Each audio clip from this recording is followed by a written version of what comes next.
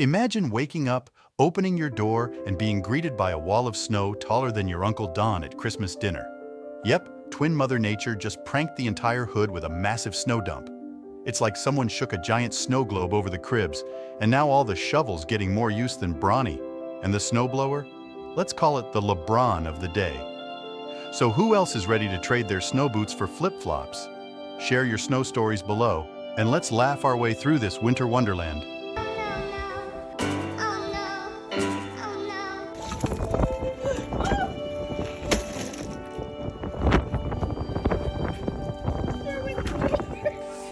They leave the door open. Yeah, yes. And this is what we're dealing with. Insanity. Literally. Oh my god! Alright, y'all, I will show you an update. This is that back door. So, for some scale, he's 6'3". Whoa, almost stuck inside.